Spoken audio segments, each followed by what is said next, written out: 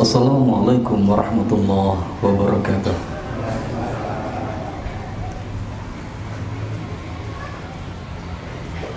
Innal hamdalillah nahmaduhu wa nasta'inuhu wa nastaghfiruh wa na'udzu billahi min sururi anfusina wa min sayyiati a'malina. Man yahdihillahu fala mudilla lahu wa man yudlilhu fala hadiya lahu. Asyhadu an la ilaha illallah wahdahu la syarika lah wa asyhadu anna Muhammadan abduhu wa rasuluhu la nabiyya ba'dah. Allahumma shalli ala Muhammad wa ala ali Muhammad. La khawla wa la quwwata illa billah, amma ba'd. Fayyul hadirun ittaqullah kama qala ta'ala a'udzu billahi minasy syaithanir rajim. Ya ayyuhalladzina amanu taqullaha haqqa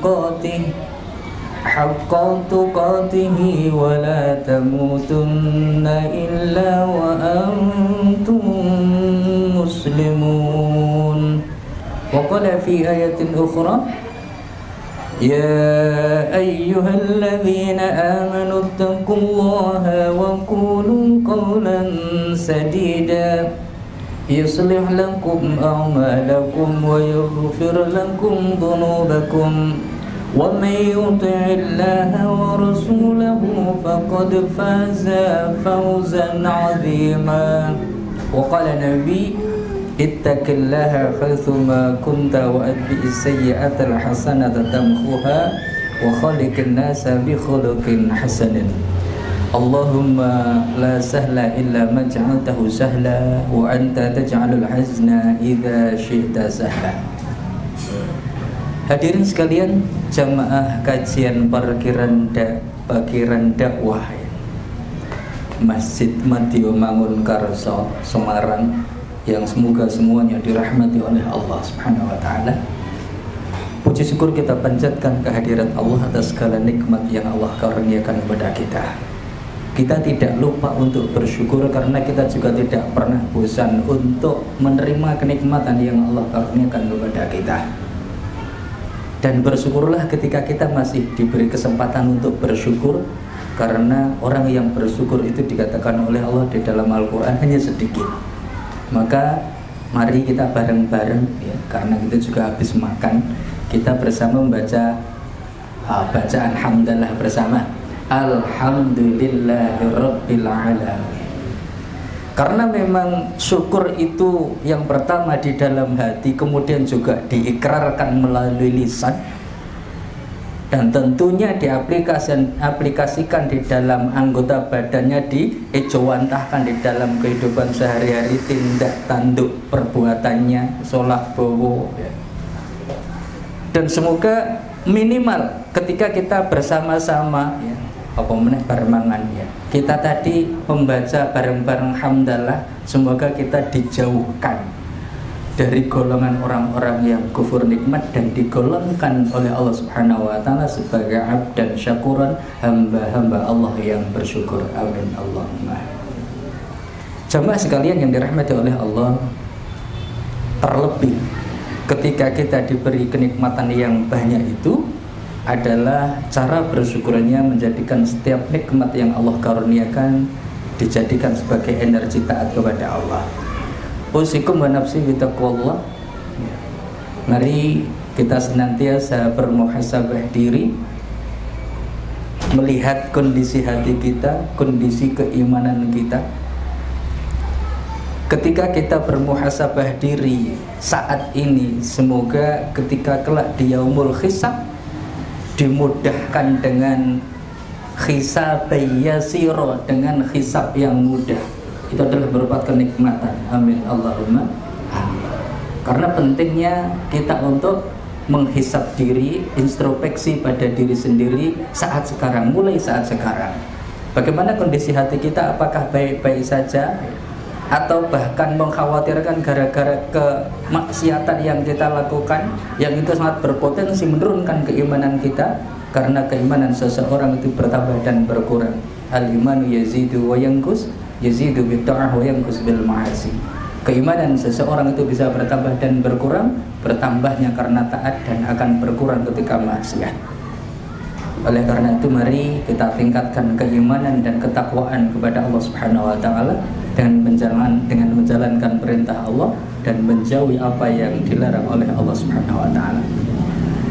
Hadirin sekalian yang dirahmati oleh Allah, salawat serta salam semoga Allah senantiasa curahkan kepada junjungan kita Nabi besar Muhammad sallallahu alaihi wasallam, kepada ahli keluarganya, ahlul baitnya, kepada sahabat-sahabatnya, dan juga kepada seluruh umat beliau ila yaumil qiyamah. Semoga termasuk kita di dalamnya. Amin. Allahumma amin. Saat ini kita berada di bulan napa, Pak?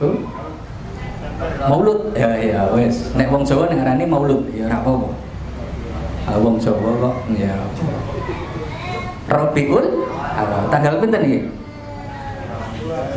26. Nek 25 mau iki wis bengi 26 ya insyaallah ya. Pada bulan Maulud, pada bulan Rabiul Awal adalah banyak di antara saudara kita yang memperingati napa? Mauludan atau Maulud Nabi niku napa? Memperingati kelahiran. Ya. Ada juga yang di sini seulang tahun? Ada. Ya sing ono ya ora apa-apa. Adalah sekarang saya ingin bertanya, dan ini saya sudah siapkan di kantong saya. Ketika kita pada Mauludan tadi, Rabiul Awal tahun ini, itu kalau seandainya Kanjeng Nabi kita ya Nabi Muhammad itu anaknya Abdullah, putune Abdul Muthalib, itu kalau seandainya dirayakan ulang tahunnya saat sekarang ini ulang tahun keberapa, angkat tangan dan berikan keterangan, tak kasih hadiah. Mulai sekarang silahkan. Monggo. Kecuali bojoku kalah jawab. Pokoknya silakan angkat tangan dulu, silakan. Ora usah dadak ngedumel, angkat tangan dulu nanti tak kasih. Salah ya Ben. Mau jawab monggo. Berapa? 1500 tahun yang lalu. Oh. Berarti nek mau ulang tahunnya jenengan wah aku umure 50-an. Ngono-ngono ora 50 berapa utawa 6. Oh, monggo. 14 belum tepat. Belum tepat. Ada yang lain? Usah ngatus. Tak susui mangatus. Ayo, ada lagi? Ayo, nggih monggo. 39. Maaf belum tepat. Aduh, panitia ya oleh ra apa-apa. Monggo. Ini udah tak siapke. Tenan lagi. Dan ini di beberapa temuan kajian saya kasih kuis ini belum bisa dikasih belum dikasihkan pada jamaah. Tak go balik meneh. Nek nggih kene mosok tak go balik meneh. Ayo umatnya Kanjeng Nabi Muhammad sing ulang tahun saben tahun sing dalam Anda belum berhasil. Ayo, siapa yang mengadu? Ora di terus kayak iku goro-goro iki, ayo. Pripun? Berapa? Ulang tahun keberapa Kanjeng Nabi Muhammad saat ini? Ayo. Mesenek mauludan wae tenan. Dalam untuk kedua kalinya Anda belum beruntung.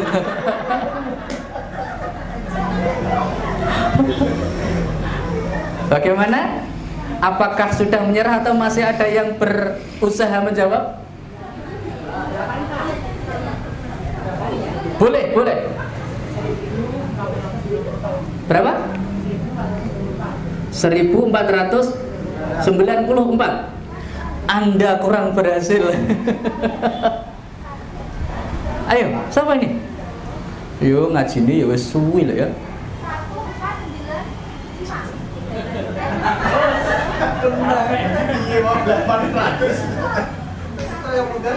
Berapa ya? 1495. Belum. Semangatus ya. Kurang sidik Mas. Baik. Menyerah atau angkat tangan? Wahai umatnya Nabi Muhammad, ketahuilah Kanjeng Nabi Muhammad itu diutus menjadi nabi ketika umur 40 tahun. Kanjeng Nabi Muhammad ketika dia berumur 40 tahun berdakwah di Mekah selama 13 tahun, kemudian beliau hijrah ke Madinah. Sehingga ketika beliau hijrah itu dalam kondisi umur berapa? 53 tahun. Sementara kalender hijriah itu dimulai sejak hijrahnya Nabi Muhammad dari Mekah ke Madinah saat ini. Sekarang ini tahun berapa? 1443 ditambah 53 berarti 1496. Kurang loro, bu ya kurang siji. Oh kurang tetep ya kurang. Saya mau makan kurang, Pak. Kan harusnya 53 bu, bukan 52. Ojo korupsi bu, tidak boleh. Alhamdulillah mendekati tetap tapi belum pas. Malah ini 1500. Baik. Hadirin sekalian, bapak-bapak, ibu-ibu, paling tidak saat ini kita jadi mengetahui kalau seandainya kita tiap tahun memperingati ulang tahun Kanjeng Nabi. Ulang tahun keberapa sih? Ya, ternyata saat ini sudah ulang tahun 1496. Masya Allah. Alhamdulillah. Baik.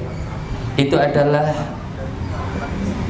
Nabi kita, Nabi Muhammad SAW, yang sebagai bentuk cintanya bukan hanya sekedar mengetahui ulang tahun keberapa atau memperingatinya dengan maulud Nabi, tetapi bagaimana kita untuk sebagai umatnya, maka kita meneladani beliau. Bagaimana kita bentuk cinta kita kepada Nabi Muhammad SAW dengan memperbanyak sholawat. Masya Allah, perbanyak sholawat. Ini penting. Dalam sehari minimal sholawat berapa kali bu? Minimal berapa? 5 kali. Jenengan nek zikir pagi ping piro sholawate?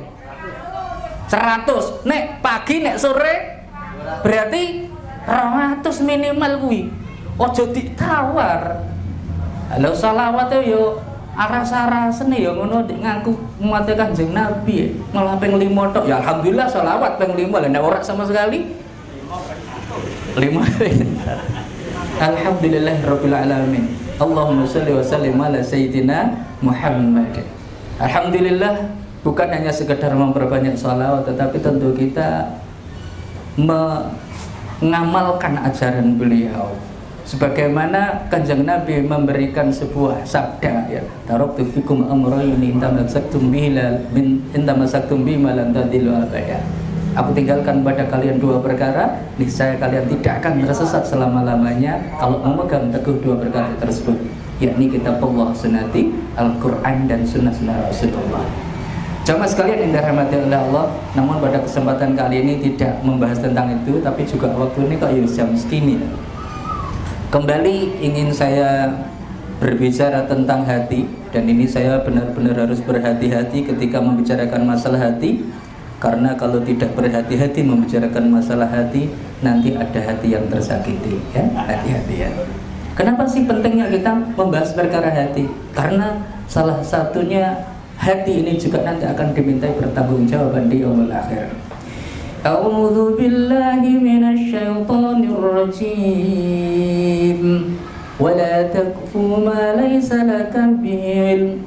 Innas sam'a wal basara wal fuada kullu ulaika kana anhu mas'ula. Innas sam'a wal basara wal fuada kullu ulaika kana anhu mas'ula. Sesungguhnya pendengaran, penglihatan dan hati semuanya nanti akan dimintai pertanggungjawaban. Surah Al-Isra ayat 36. betapa peran hati itu sangat penting ya di seluruh anggota badan, karena ibarat raja, sementara anggota tubuh yang lainnya itu sebagai prajuritnya. Semua tunduk kepada hati, dan dengan adanya perintah hatilah ya, akhirnya ada penyelewengan atau ketundukan, itu tergantung dengan hatinya. Makanya ada di dalam sebuah hadis, ala wa inna fil jasadi mudghah idza saluhat jasadu kullu wa idza fasadat fasadal jasadu kullu ala wa hiya al-qalb ya. Hadis yang diriwayatkan oleh Bukhari, dan ini hadis ini masyhur. Ketahuilah di dalam tubuh itu ada segumpal daging, bila dia baik maka baik pula seluruh tubuh, dan apabila dia rusak maka rusak pula seluruh tubuh.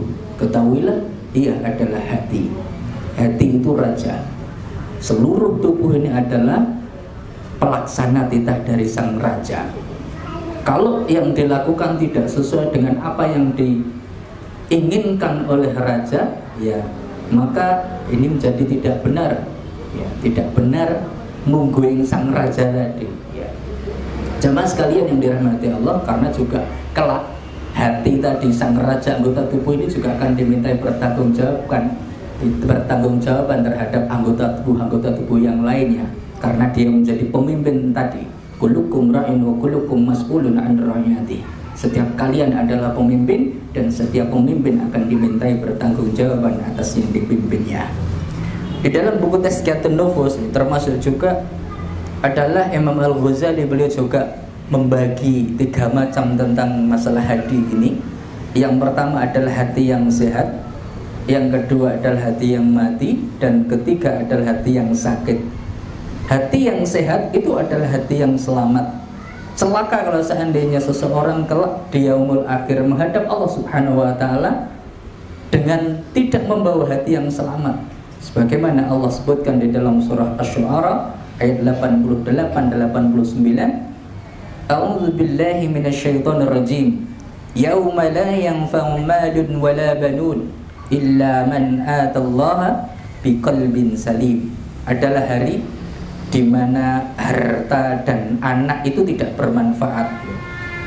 Harta sanadyanto, walaupun jenengan seorang miliuner, miliarder, jutawan sekalipun, tidak akan ada faedahnya. Anaknya juga seperti itu, walaupun anaknya seorang pejabat, jenengan sendiri seorang pejabat, tidak akan bermanfaat sama sekali. Illa man atallaha biqalbin salim, kecuali orang tersebut datang kepada Allah dengan hati yang selamat. Didefinisikan di dalam buku tersebut bahwasanya hati yang selamat itu hati yang terbebas dari syahwat, terbebas dari keinginan-keinginan yang bertentangan dengan perintah Allah Subhanahu wa taala, dan juga terbebas dari subhat, terbebas dari ketidakjelasan yang menyeleweng dari kebenaran. Hati yang dia itu tidak beribadah kecuali hanya kepada Allah saja, dan tidaklah berhukum kecuali dengan hukumnya Rasulullah SAW. Dan setiap gerak-geriknya, ubudiyahnya, mahabbahnya, khauf dan rojaknya, ya, inabahnya itu lillah, karena Allah Subhanahu wa ta'ala. Sehingga ketika dia mencintai sesuatu adalah cintanya karena Allah, ketika dia membenci sesuatu bencinya karena Allah, ketika dia menolak sesuatu juga menolaknya karena Allah Subhanahu wa ta'ala. Ya.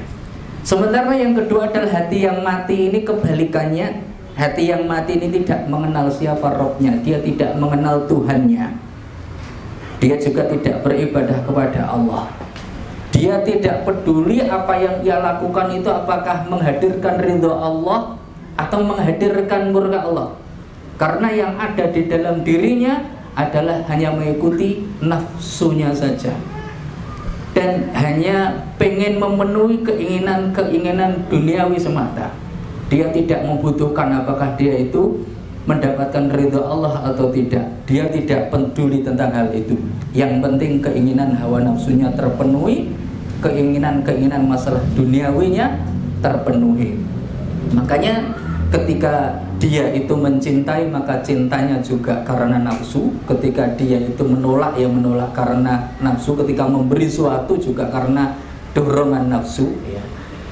Jemaah sekalian yang dirahmati oleh Allah Subhanahu wa taala, ketika hawa nafsu telah menjadi pemimpin dan juga pengendalinya, dan kebodohan adalah sopirnya. Kebodohan di sini bukan yang dimaksud bodoh ya orang mudeng opo-opo, tetapi adalah bodoh tentang ulumuddin tentunya. Karena kebanyakan mereka itu juga bisa jadi pintar secara mungkin ilmu-ilmu dunia, akan tetapi jahil tentang ilmu-ilmu din. Ketika kebodohan ini adalah sopirnya, kelalaian adalah kendaraan baginya, maka seluruh pikirannya dicurahkan hanya untuk menggapai target-target duniawi semata. Nah, yang ketiga adalah hati yang sakit. Hati yang sakit ini sebetulnya adalah hati yang hidup, akan tetapi mengandung penyakit ya. Urip, tetapi ada penyakitnya ya. Kadang dia cenderung kepada hal-hal yang bisa menghidupkan hati ya. Tetapi juga kadang cenderung kepada hal-hal yang menjadikan hatinya sakit ya. Kadang dia ada kecintaan, dia ada keridhaan, ada ketaatan ya. Ada kebaikan yang itu merupakan sumber-sumber kehidupan hati. Akan tetapi juga kadang ada pula ketamakan, kecintaan pada nafsu syahwat, ada hasad, ada ujub, naudzubillah, yang itu bisa menjadikan hati itu mati. Tergantung nanti ini mana yang lebih kuat, lebih cenderung kepada hati tersebut. Karena memang dia di antara dua penyeru kepada Allah dan Rasulnya, dan juga hari akhir, dan juga penyeru kepada kehidupan duniawi. Nah, seruan yang paling kuat nanti akan disambut oleh hati yang sakit tadi. Ketika bi'ah, makanya butuhnya bi'ah, butuhnya lingkungan yang baik, karena di situ nanti akan mempengaruhi hati tersebut menjadi baik atau menjadi buruk, menjadi sehat atau menjadi sakit. Butuhnya kita bergaul dengan orang-orang soleh, masya Allah. Di sini sangat penting sekali. Ya. Jamaah sekalian yang dirahmati oleh Allah, jadi tadi hati yang pertama itu adalah hati yang hidup, yang khusyuk, tawadhu, lembut ya, dan selalu terjaga. Kalau yang hati yang kedua adalah yang gersang dan mati, dan hati yang ketiga adalah hati yang sakit, kadang taat ataupun dekat kepada Allah, kepada keselamatan, tetapi kadang juga dia dekat kepada kebinasaan. Oleh karena itu hadirin sekalian, pentingnya bagaimana ada kunci kehidupan dan kesehatan hati. Di dalam hati terdapat dua potensi. Yang pertama adalah potensi untuk mengetahui dan juga membedakan. Yang kedua adalah potensi untuk berkehendak dan mencintai. Dan hati ini akan sempurna dan baik apabila menggunakan dua potensi tersebut itu di dalam hal-hal yang bermanfaat, yang memberikan kebahagiaan, memberikan kebaikan kepada si pemilik hati tersebut. Jamaah sekalian yang dirahmati oleh Allah Subhanahu wa taala, kesempurnaan hati terwujud itu dengan adanya kuwatul ilmi, ada potensi ilmu. Dari potensi ilmu tadi sehingga dia mampu untuk mengetahui, memahami, mengenali ya. Dan juga dia bisa membedakan mana kebenaran dan juga mana kebatilan ya. Serta selain menggunakan kuwatul ilmi untuk mengetahui dan memahami tadi, ada juga kuwatul iradah wal mahabbah, yakni potensi berkehendak dan cinta. Nah, ketika sudah mengetahui, memahami, dan bisa membedakan, maka dia nanti akan mencari, akan mencintai, dan lebih mengutamakan kebenaran daripada kebatilan. Karena sudah ada potensi ilmu tadi untuk mengetahui mana yang batil, mana yang hak, maka dia akan mencari hak ya, dan menjauhi yang batil. Nah, barang siapa yang dia tidak mengetahui kebenaran, maka dia akan tersesat. Barang siapa yang dia tidak mengetahui kebenaran, maka dia akan tersesat. Dan barang siapa yang dia mengetahui kebenaran akan tetapi dia lebih menyukai yang lainnya daripada kebenaran tadi, maka dia termasuk yang dimurkai. Adapun yang mengetahui kebenaran lalu mengikutinya, maka dia adalah orang yang dikaruniai nikmat. Makanya Di antaranya kita adalah setiap hari minimal 17 kali kita membaca ihdinas siratal mustaqim. Kita tetap minta kepada Allah Subhanahu wa taala, minta petunjuk kepada Allah. Ihdinas siratal mustaqim. Ya. Kita mohon kepada Allah petunjuk agar diberikan jalan yang lurus. Jalan yang lurus itu yang seperti apa? Siratal ladzina an'amta alaihim. Yakni jalan yang diberikan kepada mereka-mereka yang diberi nikmat. Ya. Orang-orang yang telah mereguk kenikmatan itu siapa saja sih? Ya. Tema kita saat ini adalah mereguk kenikmatan, dan kita pengen mendapatkan kenikmatan-kenikmatan sebagaimana orang yang telah diberi kenikmatan oleh Allah Subhanahu wa taala. Allah berfirman di dalam surah An-Nisa ayat 69. A'udzu billahi minasy syaithanir rajim. Wa may yuti'illaha wa rasulahu fa ulaika ma'al ladzina an'ama Allahu 'alaihim. الذين أنعم الله عليهم من النبيين والصديقين والشهداء والصالحين وحسن أولئك رفيقا. Dan barang siapa yang mentaati Allah dan Rasulnya, maka mereka itu akan bersama-sama dengan orang-orang yang diberikan nikmat oleh Allah. Sopo sih sing diberi nikmat oleh Allah itu? Mereka itu adalah para nabi, ya. Minan nabiyina wasiddiqina, ya. Minan nabiyina wasiddiqina, dan juga para siddiqin, pencinta kebenaran, dan juga wasuhada wassalihin, orang-orang yang mati syahid, dan juga orang-orang soleh. Maka mereka itu adalah teman yang sebaik-baiknya. Nah, orang-orang yang diberi nikmat tadi itu adalah gambaran yang kita inginkan. Ketika kita setiap sholat, kita pengen untuk dijadikan golongan mereka. Kalau nabi mungkin tidak mungkin karena kita bukan nabi. Suhada ya mbuh durung karuan. Ya, kalau bisa ya masya Allah, alhamdulillah, itu adalah rezeki. Adalah orang-orang soleh. Itu yang paling tidak ada di situ kemungkinan kita bisa masuk di jajaran orang-orang yang mendapatkan nikmat tersebut. Jamaah sekalian yang dirahmati oleh Allah Subhanahu wa taala, maka yaitu tadi adalah Allah memerintahkan kita untuk memohon kepadanya di dalam sholat agar dia menunjukkan ke jalan orang-orang yang dikaruniai nikmat, bukan jalan yang dimurkai ataupun jalan mereka yang tersesat. Karena itulah kalau di dalam tafsirnya yang disebutkan adalah orang-orang Nasrani tersebut adalah orang-orang yang tersesat karena mereka bodoh ketika dia beribadah tanpa dengan ilmu. Sedangkan orang-orang Yahudi disebutkan sebagai umat yang dimurkai karena mereka membangkang, karena dia mengetahui tetapi tidak menggunakan pengetahuannya untuk taat kepada Allah. Sedangkan umat Islam adalah yang dikaruniai nikmat. Namun adalah Sufyan bin Uyainah, beliau berkata, barang siapa yang rusak di antara para ahli ibadah kita, maka di dalamnya terdapat keserupaan dengan orang-orang Nasrani. Ahli ibadah kita itu ketika dia beribadah tanpa ilmu, maka diserupakan dengan orang-orang Nasrani tadi. Dan barang siapa yang rusak di antara para ulama kita, maka pada dirinya terdapat keserupaan dengan orang-orang Yahudi.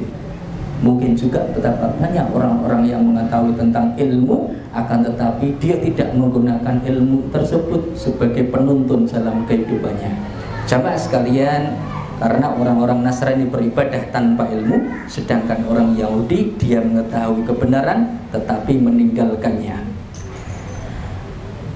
Di dalam sebuah riwayat Imam Ahmad dan Imam Tirmidzi dari Adi bin Hatim dari Nabi sallallahu alaihi wasallam, beliau bersabda, al-yahudu maqdubun alaihim wa nasara dhallun. Orang-orang Yahudi adalah orang-orang yang dimurkai, sedangkan orang-orang Nasrani adalah orang-orang yang tersesat. Hadis ini diriwayatkan oleh Tirmidzi. Isak jam pinten? Sudah masuk, Masya Allah. Baik. Jadi pentingnya kita setelah mengetahui dengan kuatul ilmi tadi potensi yang ada, kemudian dia berkehendak dan mengikuti. Butuhnya di sini adalah tentang ilmu dan amal. Ya. Beramal sebagai konsekuensi ilmu. Makanya Allah pun sampai bersumpah dengan waktu, ya, wal asri innal insana lafi khusrin illa alladziina amanu wa 'amilus shalihati wa tawassaw bil haqqi wa tawassaw bis sabr. Demi masa sungguhnya manusia itu dalam kondisi merugi kecuali yang beriman.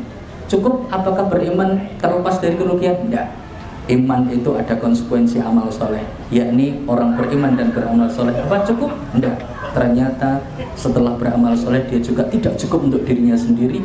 Tawassaw bil haqq wa tawassaw bis sabr. Diperuntukkan untuk orang lain juga di dalam beramal solehnya tadi agar sebagaimana dirinya, dan ketika dia menjalaninya harus dengan kesabaran, ya, ketika menjalankan kebenaran tadi.